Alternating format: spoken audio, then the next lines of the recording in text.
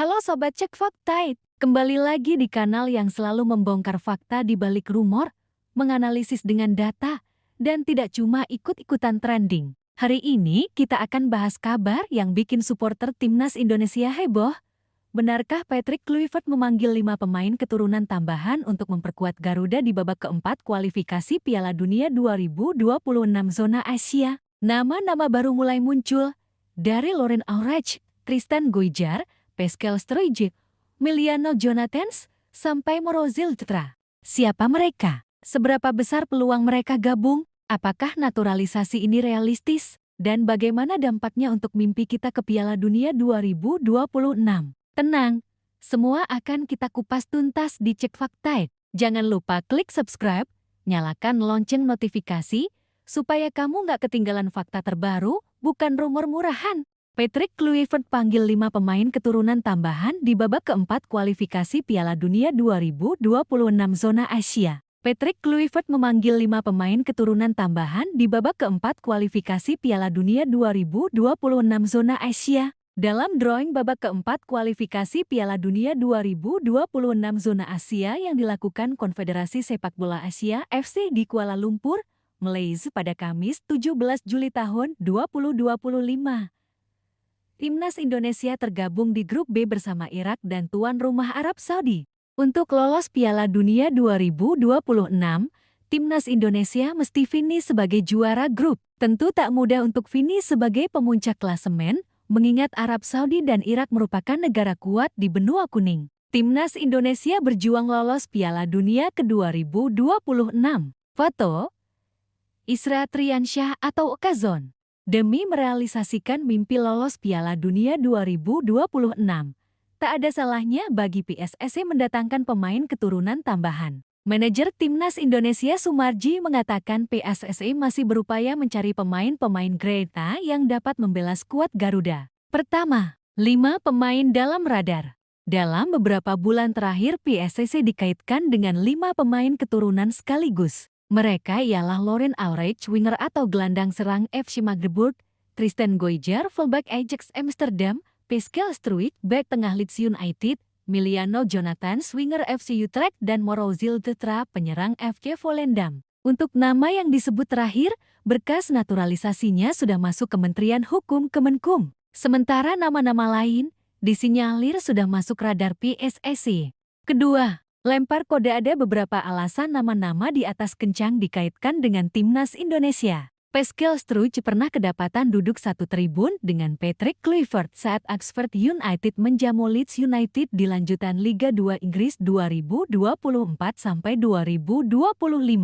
Ayah Miliano Jonathans, Diego Jonathans, beberapa kali datang ke Indonesia. Disinyalir pada Maret tahun 2025, Diego Jonathans sudah bertemu Ketua Umum PSSI Erick Thohir. Bagaimana dengan Tristan Goijar? Ia sudah membuat tato bertuliskan kata keluarga di dadanya. Sejauh ini tinggal Laurent Aurich yang belum ada tanda-tanda mendekat ke Timnas Indonesia.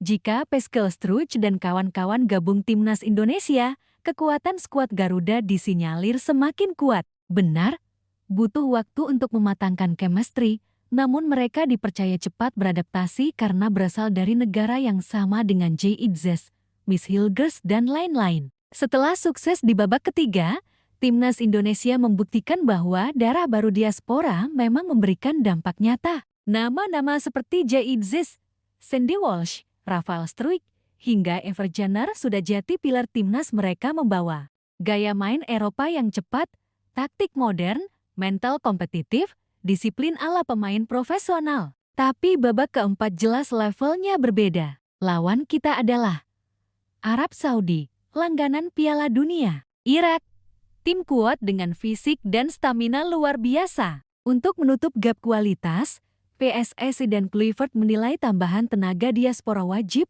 bukan sekadar opsi. 1. Laurent Aurich usia 20 tahun posisi winger gelandang serang klub FC Magdeburg Jerman. Kekuatan, skill dribble cepat, tipikal playmaker di sayap. Situasi, belum pernah ke Indonesia, tapi punya garis keturunan dari kakek neneknya di Jawa Tengah. 2. Tristan Goijar usia 21 tahun posisi Fullback kanan atau kiri klub. Ajax Amsterdam Belanda kekuatan. Produk Akademi Ajax solid bertahan, rajin overlap. Fakta unik, punya tato bertuliskan keluarga di dada, simbol identitas keindonesiaannya. 3. Pascal Struijk usia 25 tahun posisi. Bek tengah klub Leeds United Inggris kekuatan. Center back tinggi besar 191 cm, ball playing defender, pernah main di Premier League. Fakta.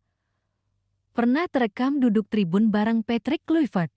Sinyal kuat pendekatan serius. 4. Miliano Jonathan usia 21 tahun posisi. Winger klub FC Utrecht Belanda kekuatan.